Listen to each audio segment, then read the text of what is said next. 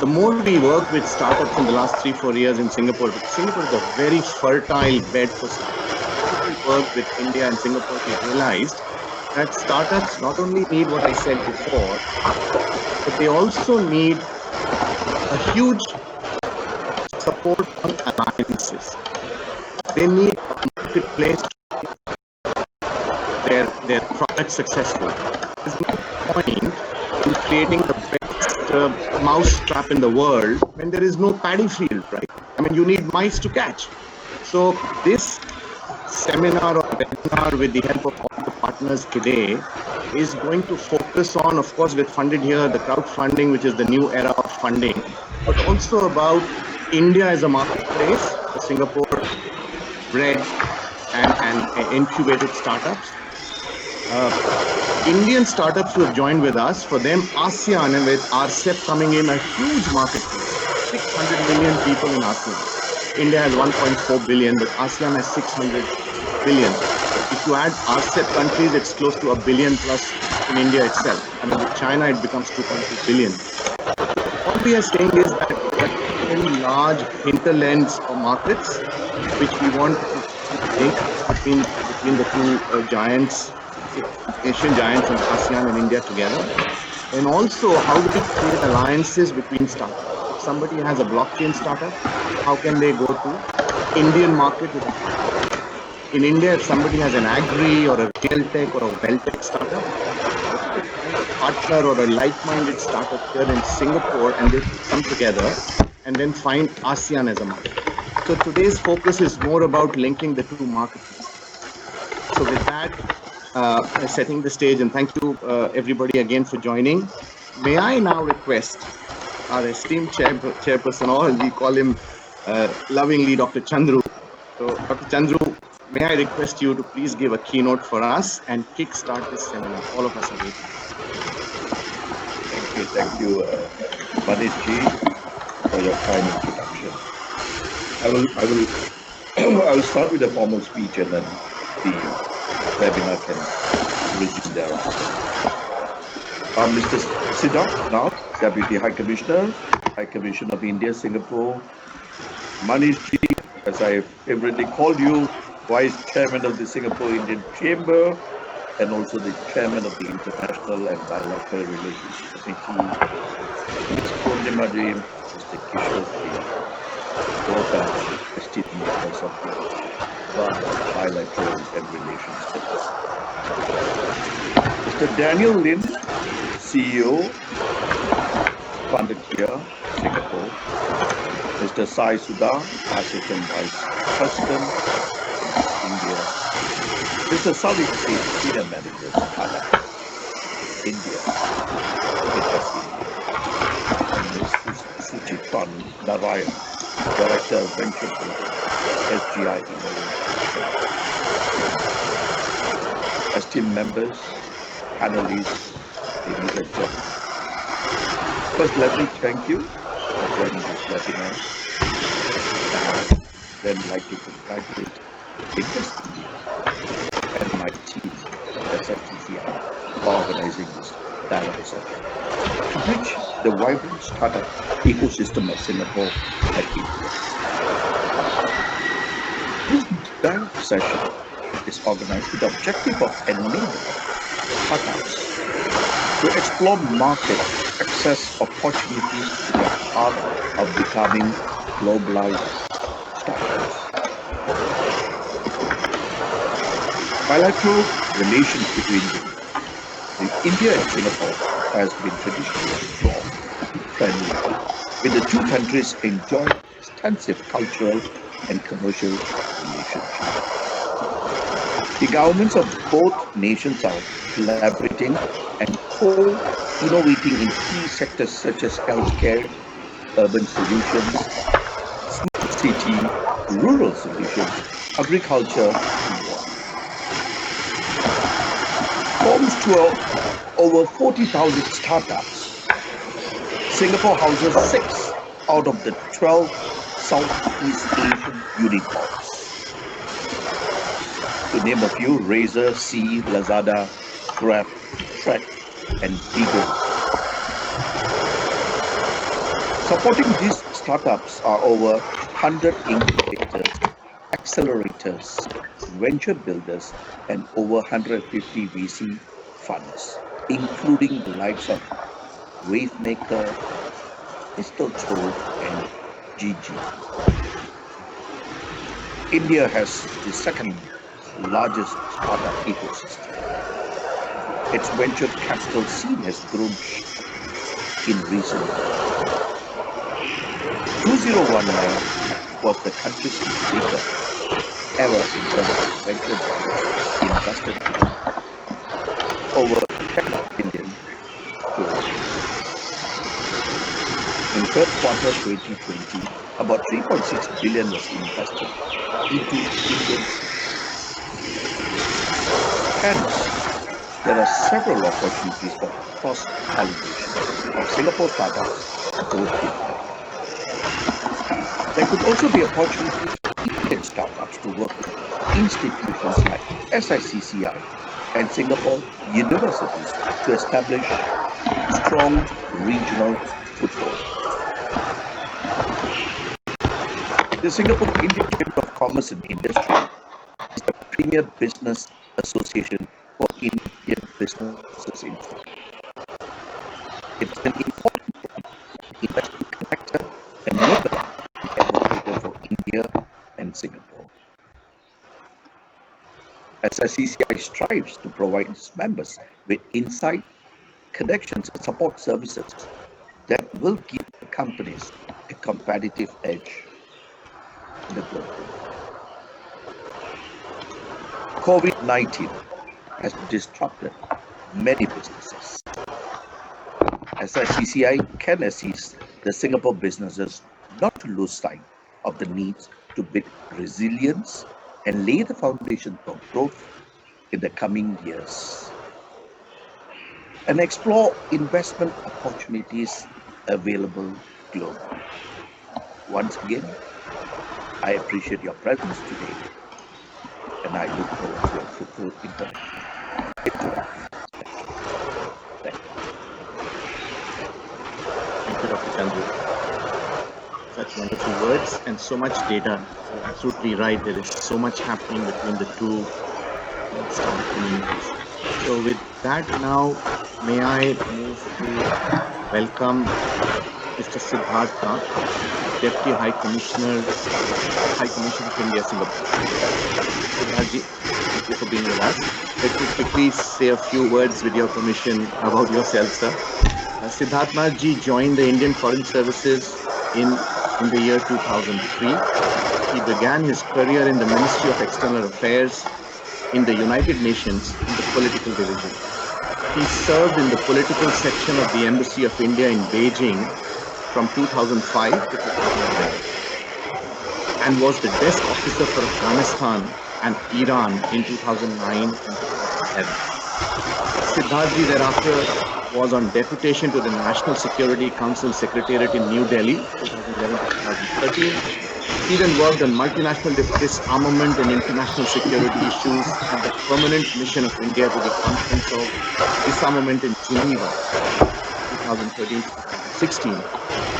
He served as director to the Prime Minister's Office in New Delhi, 2017 to 2019, and then headed the Internal Finance Division of the Ministry of External Affairs before coming to Singapore recently as Deputy High Commissioner in July 2020.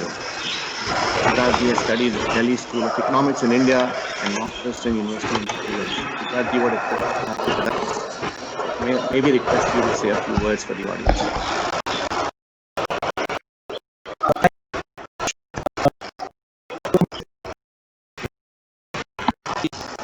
Panelists and distinguished colleagues and friends, good afternoon. I am absolutely delighted to be representing the High Commission of India Singapore in this very important and timely event. The topic of today's discussion would have been significant at any time in say, the last 5 years, but it is particularly relevant in today's circumstances when the pandemic has ended traditional ways of doing business. Now, a lot of attention has been focused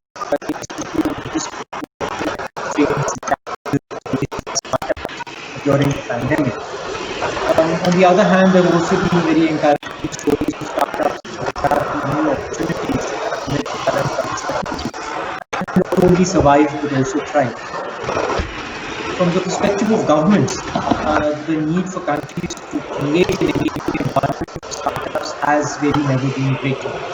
Our countries desperately need the unique qualities the startups bring: the dynamism, the innovation, the enhanced competition, the nimbleness in adjusting to technological and economic trends. These qualities have really never been more needed than in the current climate, when economies are searching for answers on how to recover, how to create jobs, how to adjust to this much wanted new normal whose contours are still unclear. And yet, the traditional constraints faced by startups, things like skills and funding and networks and advertising, have in many ways been accentuated during the pandemic. And it is for this reason that today's event is particularly timely, in my opinion.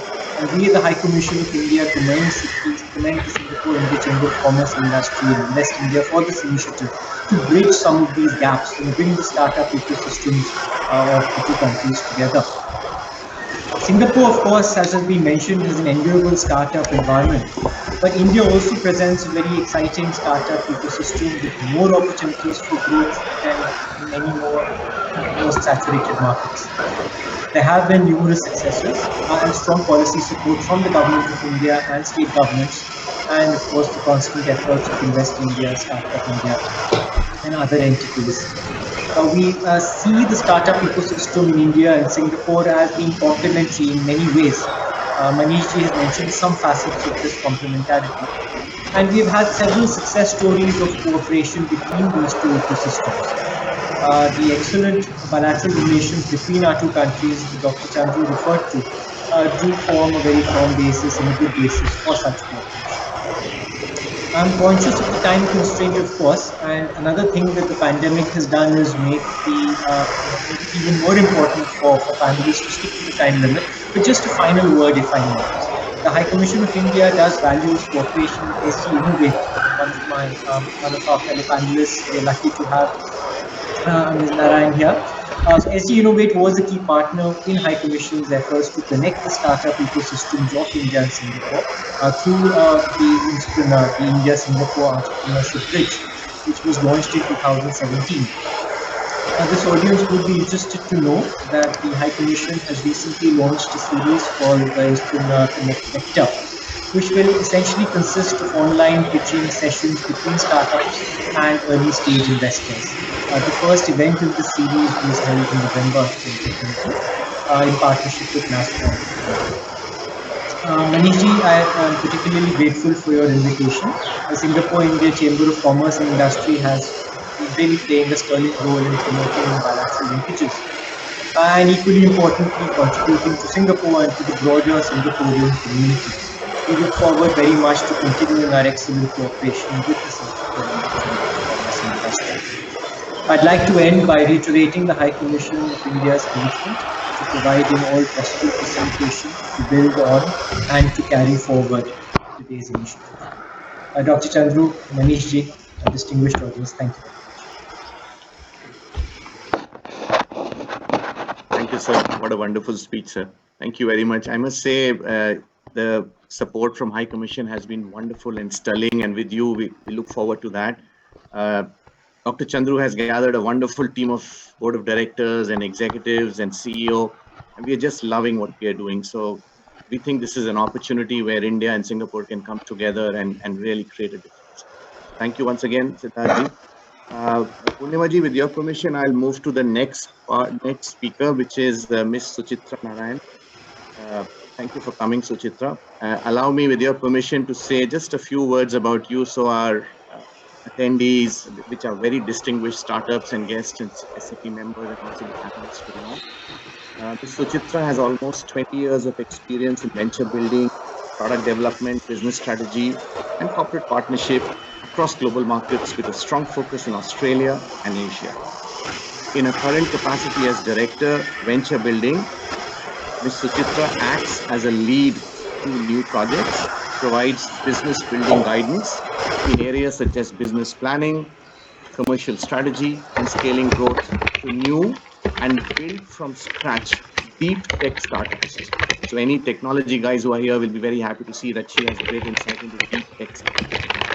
Prior to SG Innovate, she was Vice President Sales and Service at Gartner, where she was providing strategic advisory to APAC leaders on go-to-market, business development, as well as commercial strategies in Asia.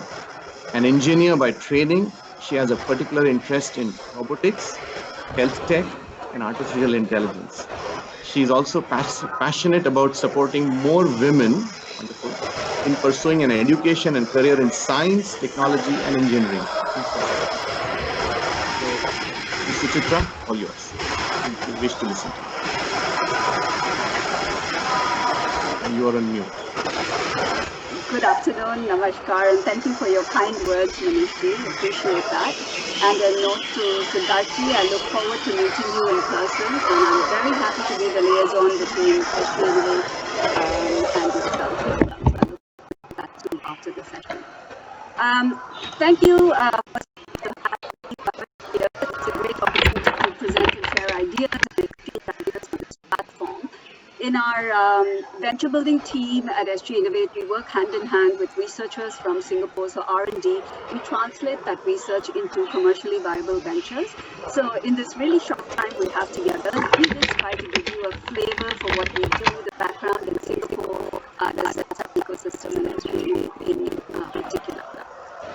So if you look at Singapore, I think my personal view is we have a lot of advantages, particularly for tech firms, because this is the node of technology innovation and enterprise.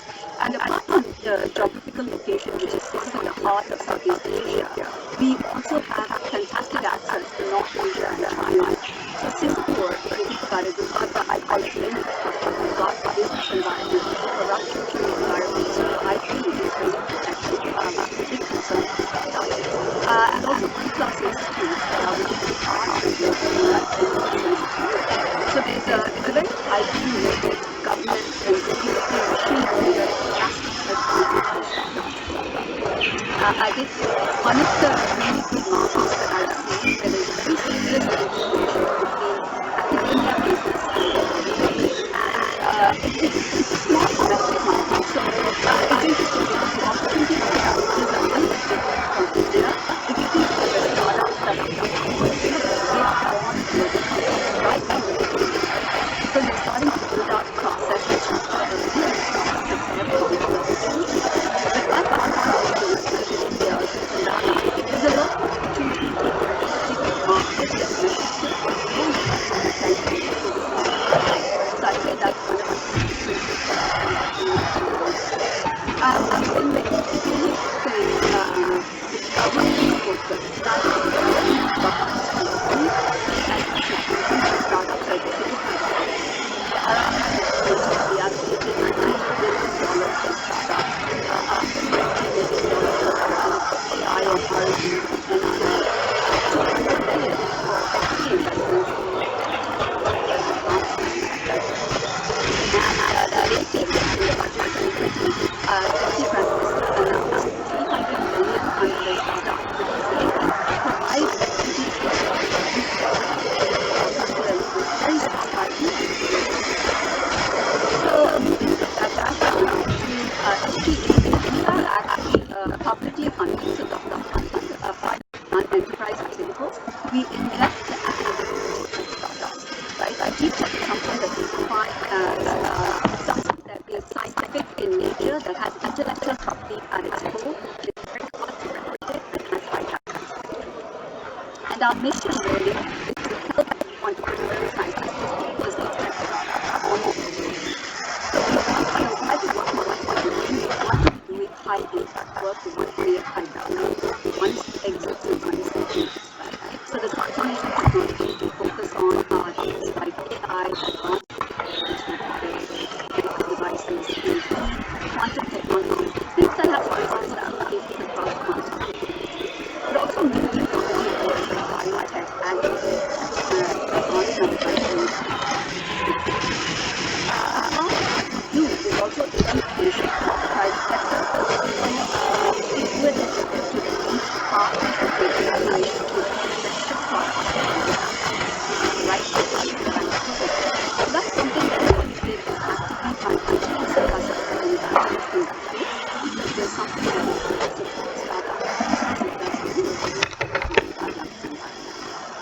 SG anyway, for audience's background, we've invested in about 18 tech startups. We made about $50 billion of investment, and these startups have gone on to raise about $180 million. If you think about some examples, I'd say Spectral, which does quantum key distribution, or IDEA, which is AI predictive analytics, are two good examples that I'm happy to discuss in this part. Touching on the concept of deep tech, deep tech investment is the reason for selecting deep tech is because you're investing in future. Other areas of sustainability, mobility, health, we believe that deep tech has the solution to mankind these challenges. And the history of technology has proven that those that are willing to take risks will get the return. That's what we are trying to do with Relay. We're very pragmatic as investors as well, very selective about placing our bets. It is important to know that we place our bets on the founders as well, and to very much demonstrate why we are not here to place our bets on the brightest and shiniest technology of the moment, but really to understand where are the opportunities and what is needed, not just in Singapore, but Asia, but also in Singapore. In Southeast Asia, the deep tech landscape is pretty nascent. We've got 11 countries that have a deep tech ecosystem, but Singapore has very proactively, from the government support, capitalized on entrepreneurship, and the government is really supporting that business connection, the talent connection, funding, co-working spaces, all of which will really come together to define successes for startups, and I think that's really, really important. Singapore has a long way to go in terms of entrepreneurial maturity. We have to have a generation of successes and failures. We saw that in Silicon Valley, close to MIT in the Boston area, but not yet in Singapore. It's happening, but certainly something to look forward to and something exciting for all of us to be a part of. So, keeping in mind my time, I just want to draw this to a close. So, in conclusion, I wanted to say to the startups out there, the audience, the startup journey is really hard, but the good news is that you're not here to travel alone. At various stages, Singapore has a very robust community that can provide you the guidance, the advice, the partners, the ecosystem, the talent, the commercial strategies, and so on. It's probably one of the best places that you can possibly have and launch a startup and entrepreneurs in this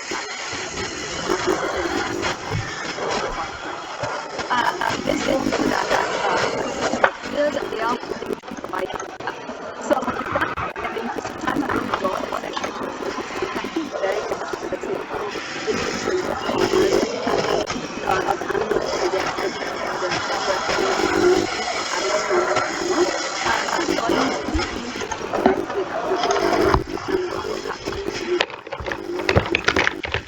Thank you. Thank you, Suchitra. That is a very powerful narrative, and it sets the stage.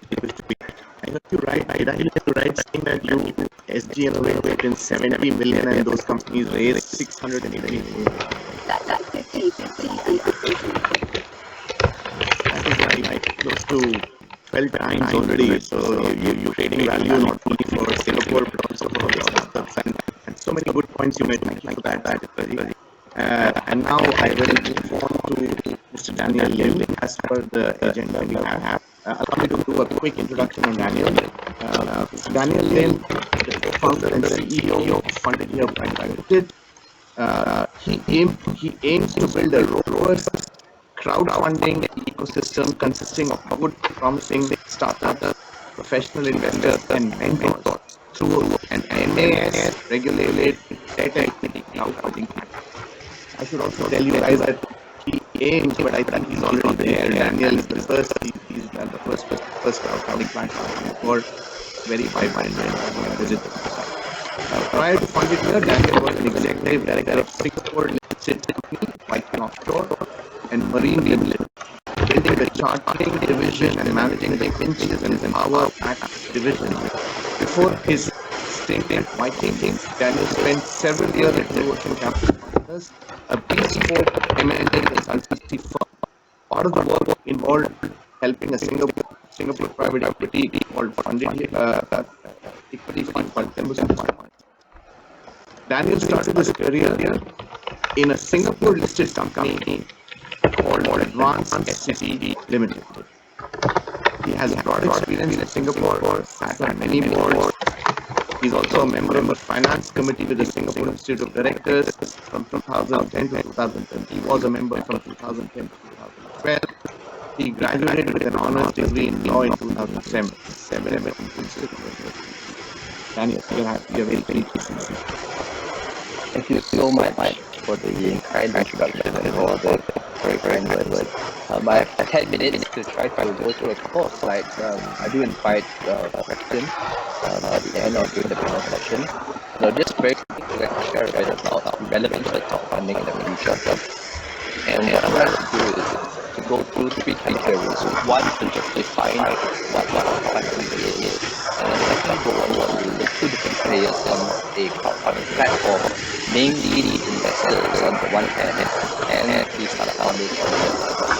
So very quickly, on crowdfunding, what is crowdfunding? It is essentially the practice of funding to raise a project by raising lots of money from many people but smaller amounts. This is quite different from the traditional way of fundraising, especially for bigger tickets where it would usually make a lot more commercial sense to fundraise from institutional investors. So crowdfunding itself also can be further split up into 4 separate categories. On the sort of rewards model, you all might be familiar with the Kickstarter of the world. The individual model, where individuals can contribute small amounts of money and get product or a bigger product or gives in exchange for what they have given for. We call it the reward model. The donation model would be for charitable organizations looking to raise funding or donations for specific causes. We have collective giving ministry as an example. What people just try to understand that crowdfunding is really about the investment side itself. And largely there are 2 models, very broadly, the lending model and equity model. Close to 4 years ago, the aspiration was always to look at the equity model because it is not only just on an investment itself, but it is really investing way into the future. And personally for me, with young children, I'm particularly keen to understand the kind of world that my children will live in. And this gives me a good opportunity to really understand technology at a very ground up level. Now if we just look at investments as a whole and why crowdfunding now is really interesting, you will find that in the past there were 2 main problems. One is that the average investor was still not sophisticated. Now I think this is picking up a point that was mentioned earlier. We are about 5 to 7 years into it, so that means that almost 10 years ago, when private equity was sort of emerged and take over in Asia, you will find that crowdfunding is really just taking off now. And a big part of that is because the average investor is very new to this mode of investing, whereas in the Silicon Valley and there are plenty of platforms in Europe, they have been doing this for at least the last 5 to 7 years. Right, so in the past you had issues where investors were not sophisticated enough. Secondly, the amount of affluence in the market and the allocation of funds to private investments and more specifically startups were generally very low. Now I think this is also a related point to the level of sophistication of investors, but where people had the financial means to they didn't know where to allocate, so they went back to the very traditional assets, going into the public equities that were usually much more familiar to people. I think the most sort of pertinent point is that technology has really taken off in a very exponential way in the last 5 years. Now, this is absolutely crucial for crowdfunding, and it's one of the biggest reasons why I've decided to take the plunge and go down this path. Challenges that we used to face in private companies, share issuance, issuing of the share certificates, having too many people on the cap table. Now all these have been eradicated because of technology. So now it is arguably easier to now raise money private investors and individuals and institutional money and more state or they were coming down because the administrative hurdle is now really very with technology. So we find that in the next 5 years, as technology continues to push boundaries of really giving founders and investors an opportunity to interact in a very meaningful way, we can visibly see how crowdfunding is going to make a huge difference. Now, I think one I want to make specifically to this chart, just on the risk profile of early stage companies, and because I think we're all talking about startups specifically, there is a certain challenge that largely institutional investors face, especially in very early stage companies. I think one of it is that commercially, if you look at all the funds and a few were mentioned, like GGV and Wavemaker, when they all first started, they all started with smaller funds, which made the economics of running a fund a little more challenging because you have maybe $20-30 million under asset management, and you have to deploy ticket sizes of $200,000-500,000, which was typical of a seed stage company, and end up with close to 20 to 50 startups. So there is inherently some difficulty with that management. But if some of these funds are now going to be the second and third fund, and you can see that they are now closing into the 100 to 150 million US. And what that really means in practice is that from investors, some of these larger VC funds now have to go up the scale and start investing in companies in later stages. So on average, later A round or B or C round, where they can deploy meaningful capital and run like a traditional private equity. So what does that mean? That means that for a lot of the early stage companies, the seed stage, pre-seed, or even very early angel rounds, you will find that fundraising is going on at that spot. And I think that's where it gets very interesting for individuals, because individuals are still people who are getting $50,000 ticket sizes. They are of the right affluence, and they have really contribute to some of the early stage startups that are still in the process of ecosystem building.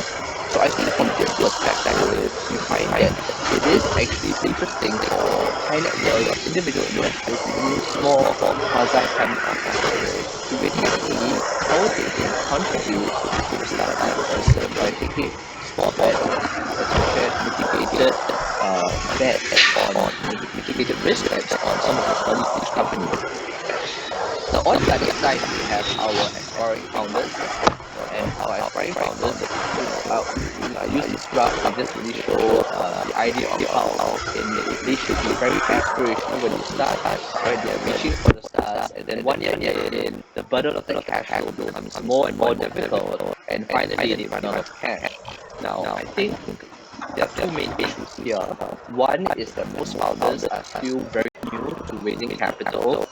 So one of those courses that you never learn in school, and you learn it late, and you learn it a bit to deep in when you're already started up. Now, I want to share the second perspective. It's really that because people need to understand how to raise capital in a very traditional sense. Right? And the traditional sense is that you try to use your savings, and then you go to people who are closest to you. Then you have your first external individual investors followed by Now, what we don't understand is that in the early stages, it's actually very difficult if they are trying to do this on their own. Right? Firstly, there are licensing requirements that usually a lot of those startup companies ought to really comply and ensure that they're doing this through a licensed entity that can help them to do securities, so that there is a legal hurdle there. But I think what we really are beginning to see is that even as they are looking at family and friends and angel investors, it is really in the space of the high net worth and the individual space. So this same challenge of now onboarding 20 or 30 different stakeholders or shareholders on the cap table becomes a administrative challenge for the startups, and B, commercially, when they are going to raise bigger rounds later, this is usually a challenge that has to be addressed when engaging their first VC. So what do we have as a solution?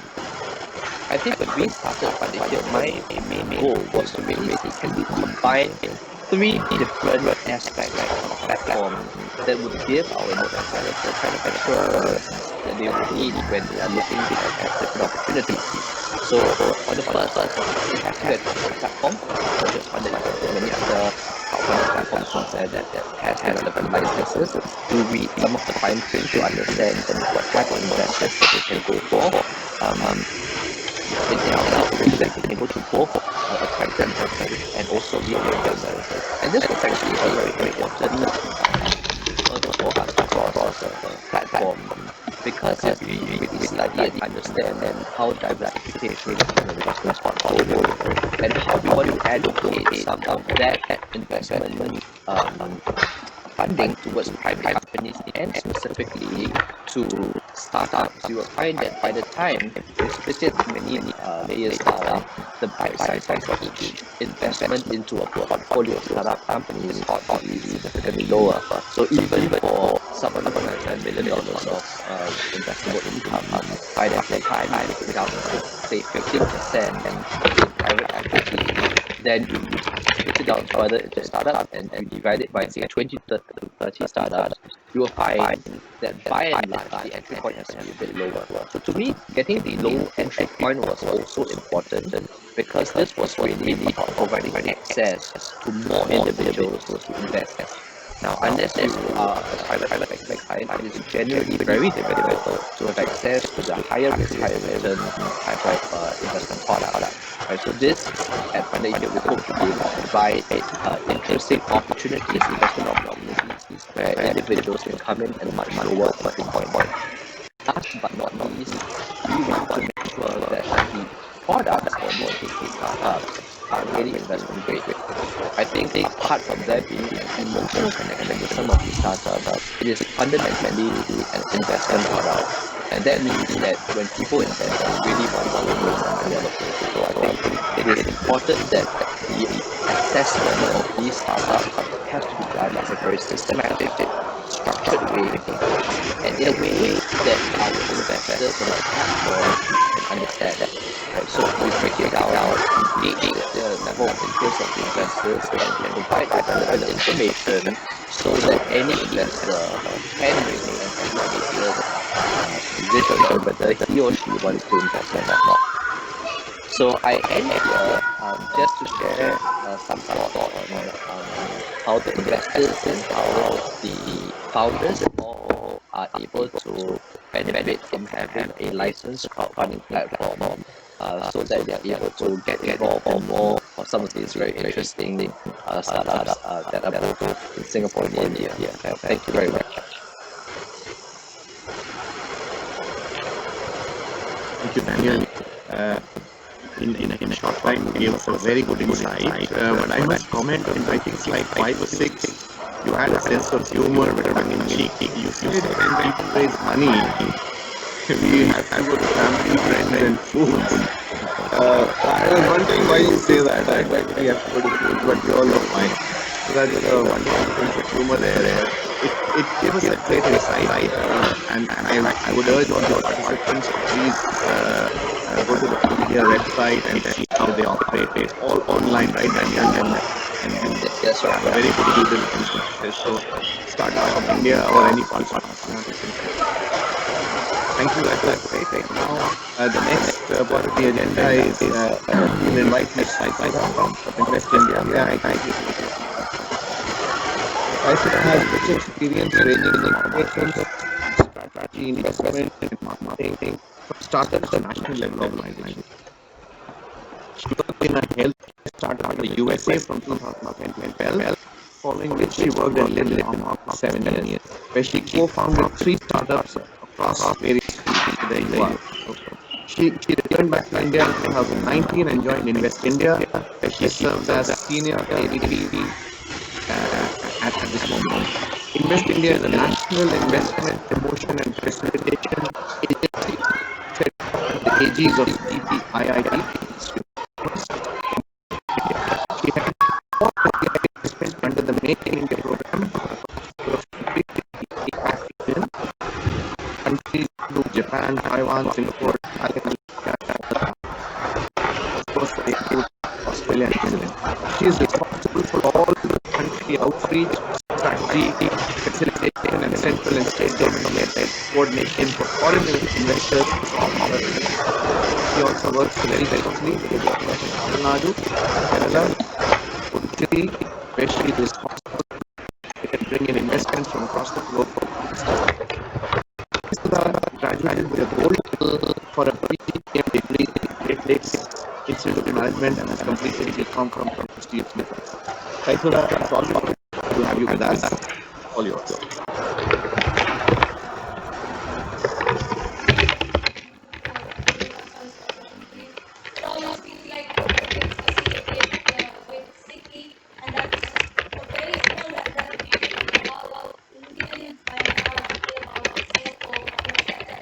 Sudha, my apologies. Sorry, your voice is a little low. You can increase the volume somehow.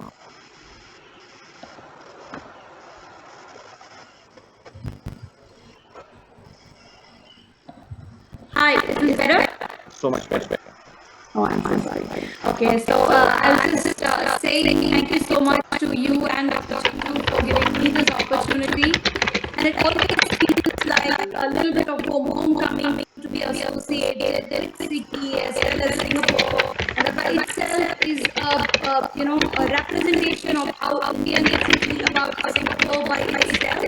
So that's the reason why it automatically feels like that. If I have to say, when Indians travel abroad to go and settle down out of India, they have to create a home for themselves in any other part of the country. But for Singapore, there is a home already available. So you see a lot of Indians travel far and wide, and towards the end, peak of their career, when they're coming back, you always sort of dabble into, do I go back to India or do I settle in Singapore? Because to them both are a very home feeling. So that on that note, I want to say thanks for having me at this panel. I'll tell you what Invest India does. Invest India is the national investment promotion and facilitation agency set up by DPID and the Ministry of Commerce. Like Mr. Manish briefed, the mandate for Invest India is to help the foreign direct investors make them feel at home when they are it's a way for us to return the favor. Here we are trying to make you feel at home when you are sort of coming to India. The kind of services we offer range from policy advocacy to providing information to helping you understand each state and the different ways and how each state functions, who are all the people, who are all the industries to be connected to. You might have questions about policies at the center, policies at the state, and even after you have set up, you might have a lot of issues that you are having. When I say issues, it may not be strike, riot kind of issue, but even small, like hey, I submitted my application for this particular process. Actually, I'm not sure where to go. Can you please help me with this? So right from that level, helping you with some of the incentives and helping you draft your incentive plans and proposals for the government to also helping you pick a location which state provide all the range of services from every manufacturing point of view. One of the things during the pandemic that happened and that put India in a pedestal is proving yet again fact that India's strength lies in ability to quickly pivot and grow after doing that sort of pivot. 1 year ago, PT industry was non-existent in India. We did not know what PT was. But today, we are almost ranking number 2 in the world. All this happened in the last 6 years. We're the largest producer of PT kits today. Not only produce for India,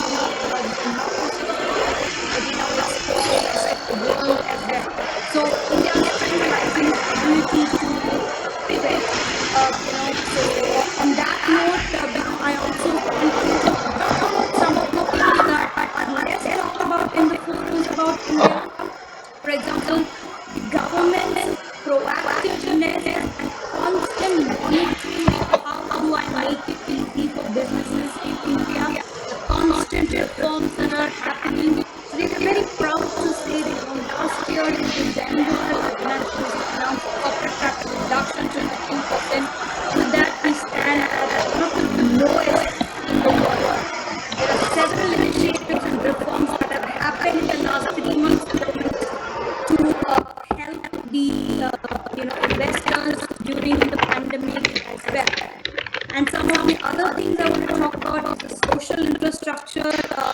said, India is an emerging economy, but that also means some of the extremely developed metro cities are absolutely world class. It's easier to find a sushi wrapper and a chow mein sauce in some of these metros much easier than I can find a traditional village here. So that is the level of development that most of the metros have seen in India. Cities are also very fast in catching up with trend as well. There are factories in 9 states, 15 cities today, and they are also working on developing. Not only Japan, every single country is now trying towards creating their own piece of a township here in India. With respect specifically to startups, Dr. Chandru very rightly pointed out the concept of cross-pollination. That's right. India provides an unprecedented market and an extremely skilled and talented workforce. The amount of people in their prime here who are ready to work for you, it is not available anywhere else in the world. That's what India provides. And what does Singapore provide for us, especially in the startup space? Singapore has always been a world leader, and it is a country we look up to always in terms of the class, in terms of the technology that you produce, and in terms of the innovation that you bring to the table. So marrying these two is absolute sort of a recipe for a win-win situation for both the countries, and more importantly, the winner should always be the consumer. So you have a market, you have a skilled workforce, and you have a great product, and bringing both of them together, you make the customer the king, and that's exactly why we are all together here today to find out how we can do it. Today, India, has about 1,000+ exclusive R&D companies that are set up here. When I talk about companies, they are all massive, multinational conglomerates of the world, right from your Apple to Samsung to Intel. Many of these companies have set up their R&D space in India. It is not like a third R&D space or fourth R&D space, the first R&D space outside their home turf. We are all choosing India. So that's a testament to the fact we are able to receive the technology, understand and adapt, and grow. Nearly 900,000 to over employees are working in the R&D space alone. So India's ability to develop in each pillar of the value chain is also the rate at which we are growing is also unprecedented now. And if I may also just point out in some of the studies out of the emerging economies and the developed economies, India is touted to have one of the fastest recovery rates post the pandemic. That is a testament to the fact India out here, as well as the government is out here, willing to tell you we are here to support you in whatever way we can, however we can, to help you grow, and we can grow in this together.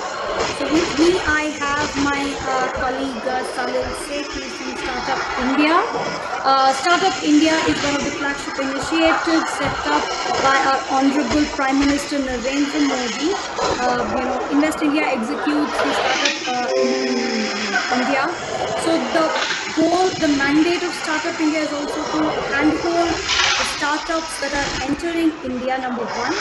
Number two, provide them with proper information, right from regulatory information to incentives to helping you find a market, helping you find your incubator, helping you find the partner.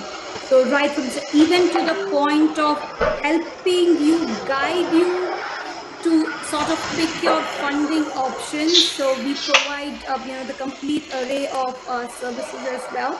We are extremely proud that today India has produced 34 unicorns, and many of which have been born during the pandemic.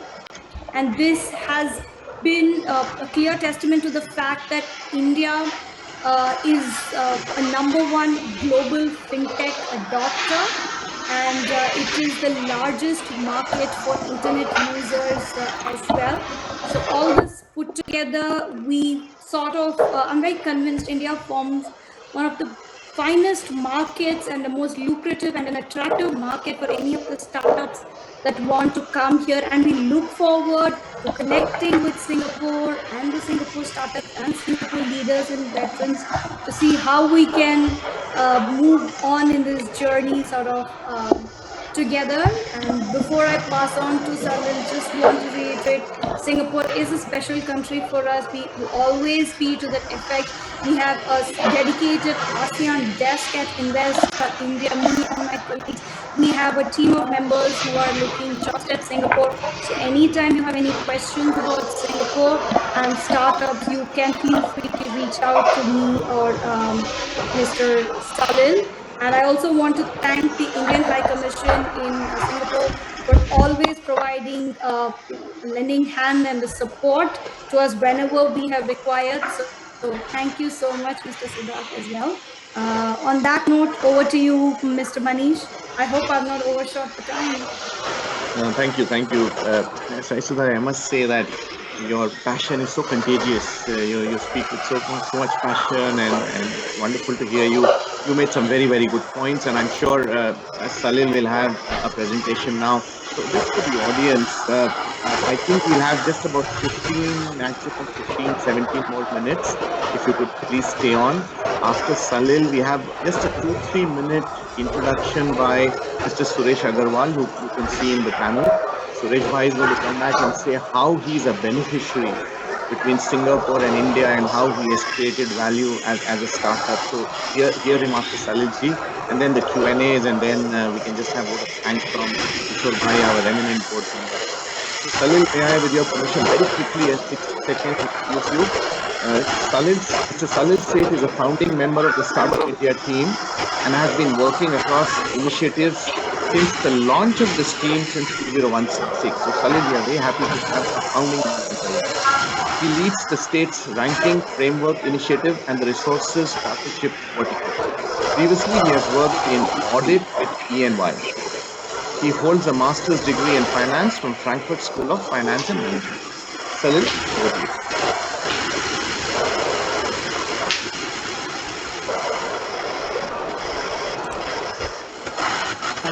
Party. And I would first like to thank Siki for and giving us the opportunity to present about Startup India. In the meantime, I load my presentation. I would also like to thank Dr. Chandru for giving us this opportunity and guiding us more about the ecosystem in Singapore. So as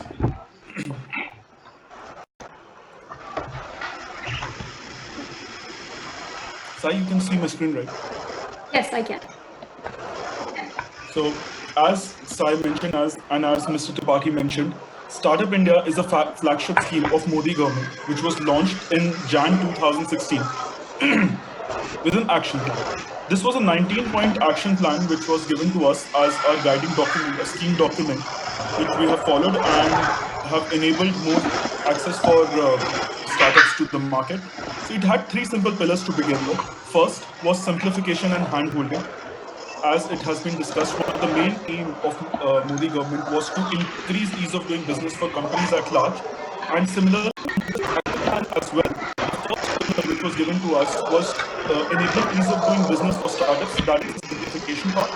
And as mentioned by Sai also, second is hand-holding, actively hand-holding startups, helping them navigate through various regulatory reforms, helping them through the startup ecosystem, helping them throughout their journey. We classify startups on the basis of whether they're in their ideation stage, whether they're in the production stage, or in their expansion stage. And we handhold startups to these various stages so that the progress can even more be accelerated.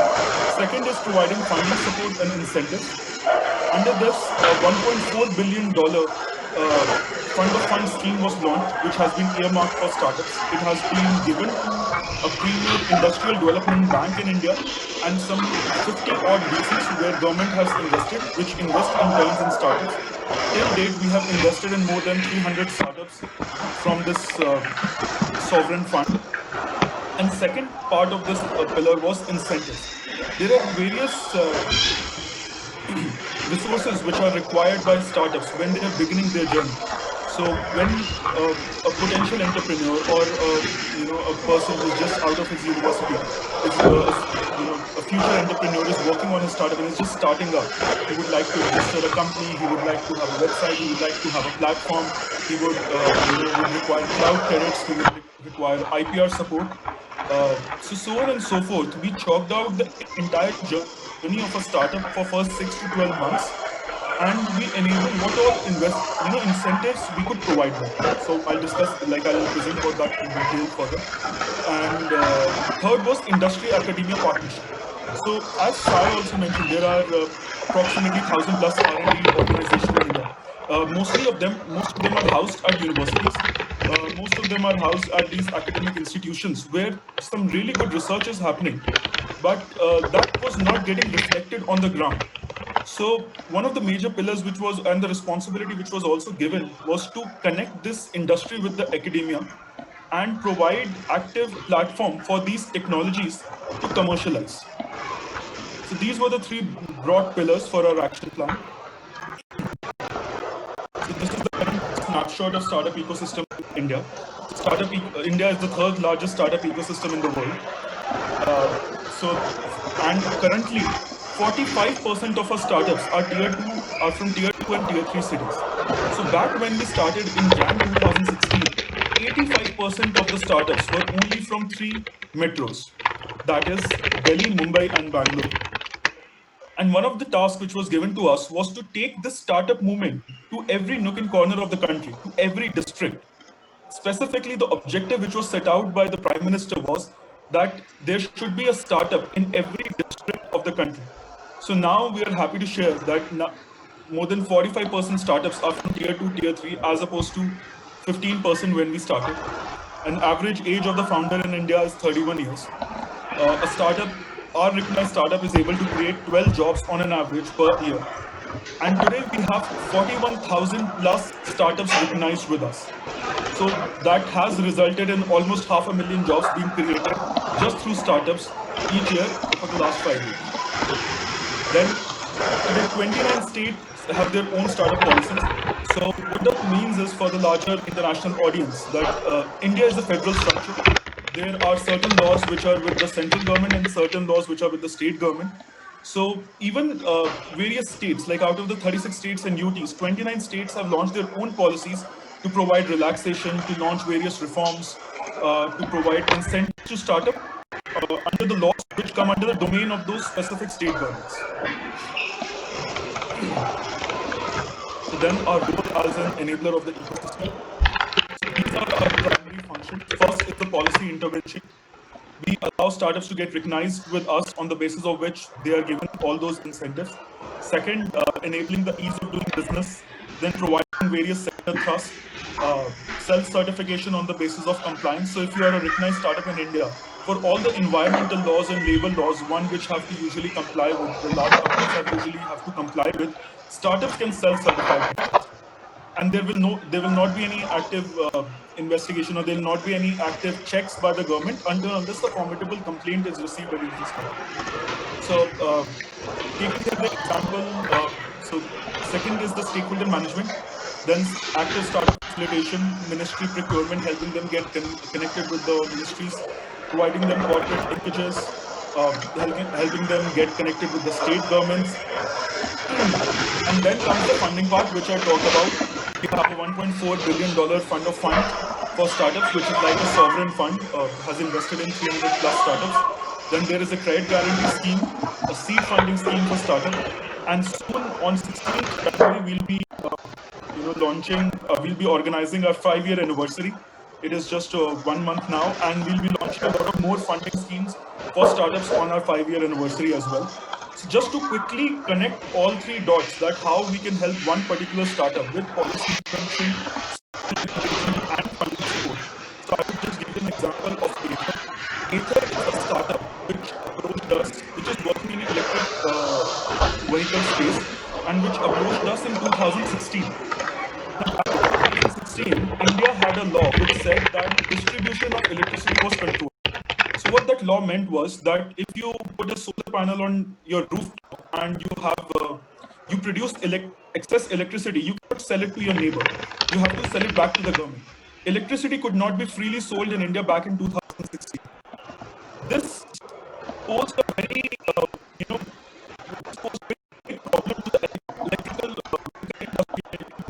industry. Charging stations could not be set up anywhere and everywhere. It could be set up by the government only, unlike petrol pumps. So to enable that, Ather approach charging stations should take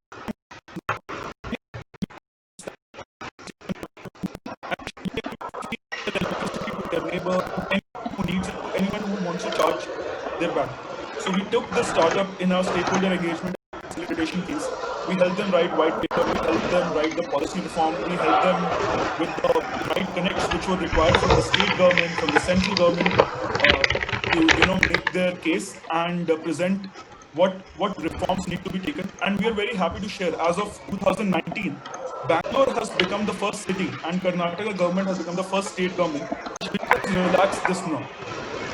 And they're doing it as a pilot. Learning from this case study, the plan is to implement this throughout the country. So this is how we connect and facilitate steps. So through policy intervention, stakeholder management, and on the funding part, then Ather went on and applied for a fund of fund, in the sovereign fund. Once all the regulatory clearances were in place and they had all the requisite approvals from the required ministries. Then to enable all of this, in Jan 2017, 1 year from our launch, we launched the world's largest virtual incubator, that is the startupindia.gov.in. Currently, we have more than 440,000 users registered on it. We have a close to 75,000 plus monthly active users. And this platform was set up as an information discovery platform where we could reduce the information asymmetry which existing in the system. In 2016, when we were set up, we realized that even for a basic question that how to get an electricity connection for a company or how to register your office or what are the laws which are required for, let's say, some startup operating in farm to folk model or some e-commerce platform. So these very basic questions also founders had, they were not getting addressed. So there was a huge information asymmetry in the system. So we set up this platform as an information discovery platform. It has curated and learning programs. We have set up learning and development programs in association with market leaders like Upgrad and Udemy, which are provided for free on our platform. Then there are tools and templates in which we offer various tools such as NDAs or employment contracts, which are being drafted by lawyers and are available for our startups for free to consume. And then same platform can be used to apply to various incubators, accelerators, which are listed on our platform. And it is also a networking and an engagement platform where you can send a connect request to 500 odd mentors registered on our platform. You can engage on discussion forums, have common problems that are you can post over there and expect an answer. So on forum community, even we are active, very active as a team. We respond to your questions. At the same time, you can address the questions to other founders as well.